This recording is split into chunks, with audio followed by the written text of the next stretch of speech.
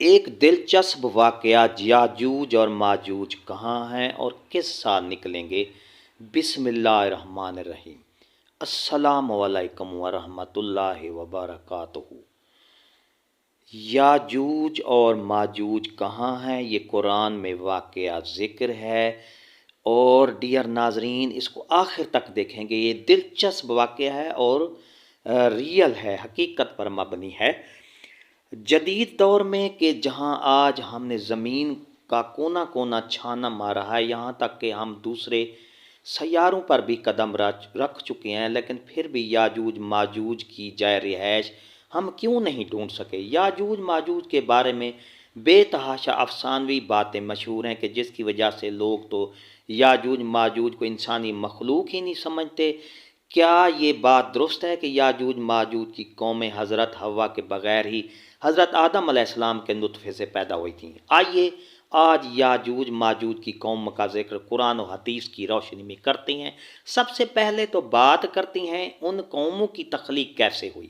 اس بارے میں علامہ حافظ ابن حجر عسقلانی فتح الباری میں ایک ضعیف روایات حضرت کعب بن رضی اللہ عنہ کے حوالے سے پیش کرتے ہیں کہ یاجوج ماجوج حضرت آدم کی اولاد میں سے ہیں۔ ایک دفعہ ان کا نطفہ زمین میں گھل مل گیا اور زمین میں پھر ان کی تخلیق ہوئی۔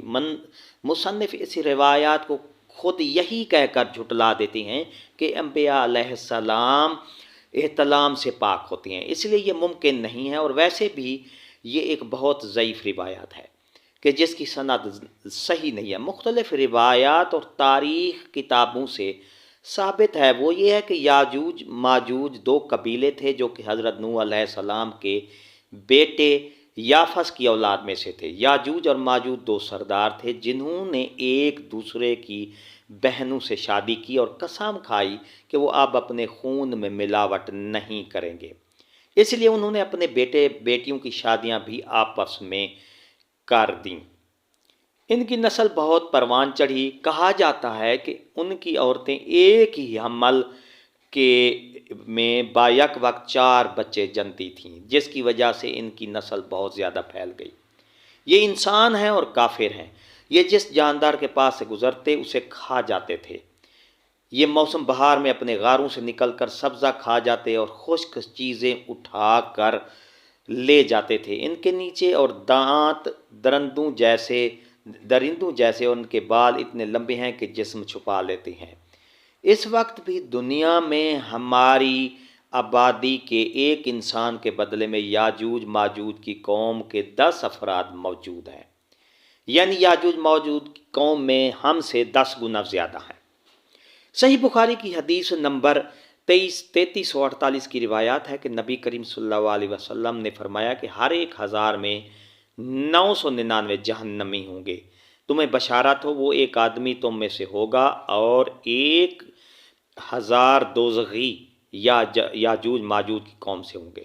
پھر نبی کریم صلی اللہ علیہ وسلم نے فرمایا، اس ذات کی قسم جس کے ہاتھ میں میری جان ہے، مجھے امید ہے کہ تم امت مسلمہ تمام جنت والوں کے 1/3 ہوگی۔ اس حدیث سے ہم اندازہ کر سکتے ہیں کہ یاجوج ماجوج کی تعداد کتنی ہوگی۔ تاریخ شواہد سے معلوم ہوتا ہے کہ لوگ شمال مشرق ایشیا میں زندگی بسر کرتے ہیں اور اپنے وحشیانہ حملوں کے نتیجے میں ایشیا کے جنوبی اور مغربی علاقوں میں مصیبت برپا کرتے تھے۔ بعض تاریخ دانوں نے ان کے رہائشی علاقوں کو ماسکو اور توبلسے کے آس پاس بتلایا ہے، اور بعض کا خیال ہے کہ یاجوج ماجوج کا شہر تبت اور چین سے بحیرہ منجمد شمالی تک اور مغرب میں ترغستان تک پھیلے ہوئے تھے۔ قیامت کی 10 عظیم نشانیوں میں سے ایک یاجوج ماجوج کا ظہور بھی ہے۔ اللہ پاک قرآن مجید میں فرماتا ہے، یہاں تک کہ یاجوج ماجوج کھول دیے جائیں گے اور وہ ہر بلندی سے دوڑتے ہوئے آئیں گے۔ سورہ انبیاء یاجوج اور ماجوج کا وجود ذوالقرنین کے عہد سے تعلق رکھتا ہے۔ ذوالقرنین ایک بہت ہی نیک صفت انسان اور ایک عظیم بادشاہ تھے۔ اللہ تعالیٰ نے انہیں قوت و طاقت سے نوازا تھا اور انہوں نے مشرق سے مغرب تک اپنی حکومت قائم کر لی تھی۔ تمام بادشاہوں اور ممالک پر انہی کی مطلق العنانی تھی اور انہوں نے مشرق اور مغرب کے دور دراز کے سفر طے کیے۔ ان کا تذکرہ قرآن مجید کی سورہ کہف کی آیات نمبر 83 اور 98 ملتا ہے، اور جس کی تفسیر ہمیں احادیث میں بھی ملتی ہے۔ اسی زمانے میں یاجوج ماجوج نے بھی قتل و غارت کا بازار گرم کر رکھا تھا۔ وہ ایسے وحشی تھے کہ انسان کو زندہ چیر پھاڑ دیتے تھے اور خون کی ندیاں بہانا ان کا معمول تھا۔ جب بھی کوئی علاقہ فتح کرتے تو وہاں موجود جوان لڑکیوں کا خون پی جاتے، جس سے وہ خود کو دوبارہ جوان محسوس کرتے۔ پھر جب حضرت ذوالقرنین فتوحات کرتے کرتے یاجوج ماجوج کے قریب پہنچے تو وہاں کے لوگ ان سے شکایت کرتے ہیں کہ ہمیں کس طرح اس ظالم قوم سے نجات دلائیں۔ اللہ پاک سورہ کہف کی آیت نمبر 93 تا 98 میں فرماتا ہے کہ یہاں تک کہ جب دو دیواروں کے درمیان پہنچا ان دونوں کے پرے، اس نے ایک ایسی قوم پائی جو بات سمجھنے کے قریب نہ تھی۔ انہوں نے کہا، ذوالقرنین، یاجوج ماجوج اس ملک میں بڑے بھاری فسادی ہیں، تو کیا ہم آپ کے لیے کچھ خرچ کا انتظام کر دیں، اس شرط پر کہ آپ ہمارے اور ان کے درمیان ایک دیوار بنا دیں۔ اس نے جواب دیا کہ میرے اختیار میں میرے پروردگار نے جو دے رکھا ہے وہی بہتر ہے، تم صرف قوت طاقت سے میری مدد کرو، میں تم میں اور ان میں مضبوط حجاب بنا دیتا ہوں، مجھے لوہے کی چادریں لا دو۔ یہاں تک کہ جب ان دونوں پہاڑوں کے درمیان دیوار برابر کر دی تو حکم دیا کہ آگے تیز جلاؤ تا وقت یہ کہ لوہے کی ان چادروں کو بالکل آگ کر دیا۔ تو فرمایا میرے پاس لاؤ، اس پر پگھلا ہوا تانبا ڈال دو۔ پس تو ان میں اس دیوار کے اوپر چڑھنے کی طاقت نہیں تھی اور نہ ان میں کوئی سوراخ کر سکتے تھے۔ کہا یہ صرف میرے رب کی مہربانی ہے، ہاں جب میرے رب کا وعدہ آئے گا تو اسے زمین بوس کر دے گا، بے شک میرے رب کا وعدہ سچا اور حق ہے۔ اب آپ یہ تو جان چکے کہ یاجوج ماجوج کو کس نے اور کیسے قید کیا، لیکن سوال اب یہ ہے کہ وہ کب اور کیسے اس دیوار کو گرا کر باہر آئیں گے۔ اس بارے میں ابن ماجہ کی حدیث نمبر 40,080 پیش کرتے ہیں۔ حضور صلی اللہ علیہ وسلم نے فرمایا، یاجوج ماجوج ہر روز اپنی دیوار کھودتے ہیں، یہاں تک کہ جب قریب ہوتا ہے کہ سورج کی روشنی ان کو دکھائی دے تو وہ جو شخص ان کا سردار ہوتا ہے وہ کہتا ہے اب لوٹ چلو، باقی کا کل کھودیں گے۔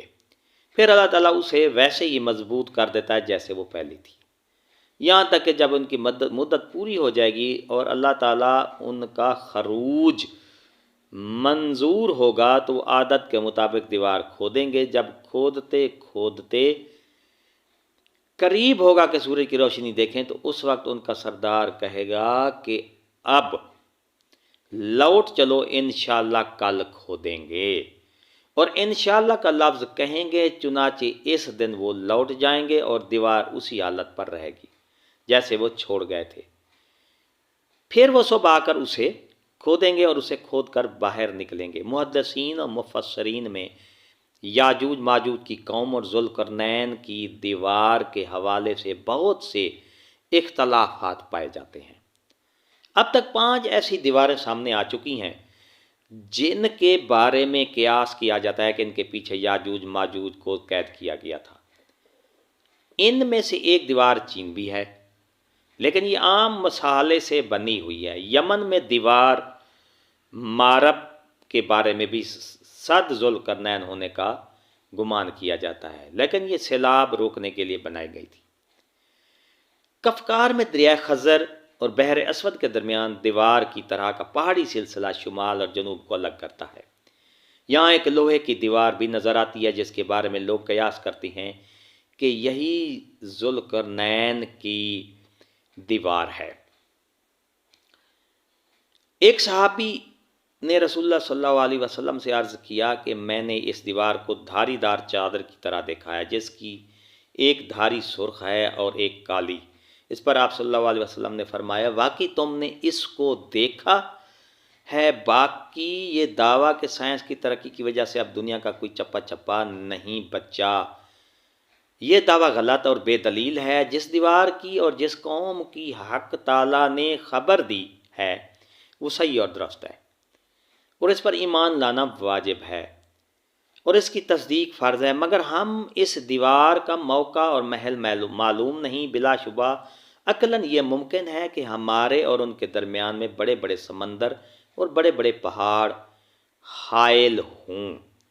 اب سوال یہ پیدا ہوتا ہے کہ پہلے دجال کا ظہور ہوگا یا پھر یاجوج ماجوج؟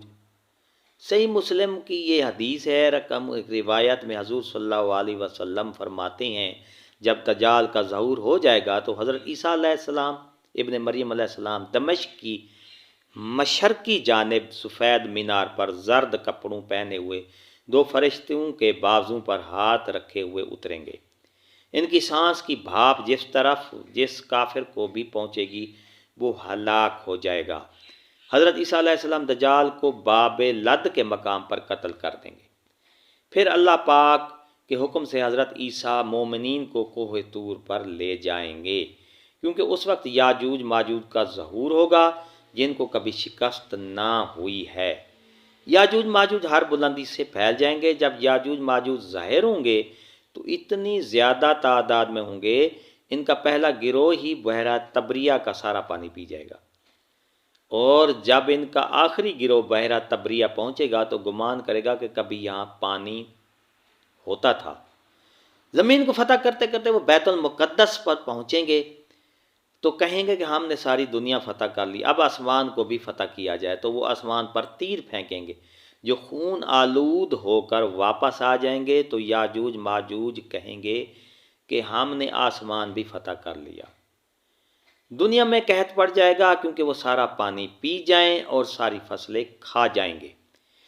پھر حضرت عیسیٰ علیہ السلام اور ان کے ساتھی جو کہ کوہ طور پر محصور ہوں گے وہ اللہ تعالیٰ سے دعا کریں گے تو اللہ پاک حضرت عیسیٰ کی دعا قبول کرے گا، تو یاجوج ماجوج کی گردنوں میں ایک کیڑا پیدا ہو جائے گا جس سے ساری قوم ہلاک ہو جائے گی۔ ہر طرف یاجوج ماجوج کی لاشیں ہوں گی، گندگی، بدبو اور خون کی ندیاں بہہ رہی ہوں گی، یہاں تک کہ زمین پر پیر رکھنے کی جگہ نہ ملے گی۔ تو پھر حضرت عیسیٰ علیہ السلام اللہ پاک سے دعا کریں گے تو اللہ پاک بڑے بڑے پرندوں کو بھیجے گا جو ان لاشوں کو اٹھا کر کہیں دور لے جائیں گے جہاں اللہ پاک کا حکم ہوگا۔ رسول اللہ صلی اللہ علیہ وسلم نے فرمایا، اس ذات کی قسم جس کے ہاتھ میں میری جان ہے، زمین کے جانور ان کا گوشت اور چربی کھا کر خوب موٹے ہوں گے۔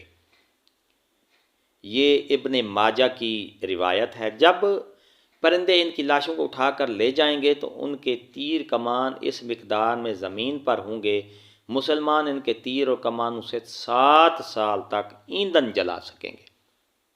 اس کے بعد اللہ پاک ایسی بارش برسائے گا کہ سب کچھ اس میں بہہ جائے گا اور زمین ساری دھل کر پاک ہو جائے گی۔ پھر زمین پر ایسے پھل اگیں گے کہ ایک انار ایک جماعت کے لیے کافی ہوگا۔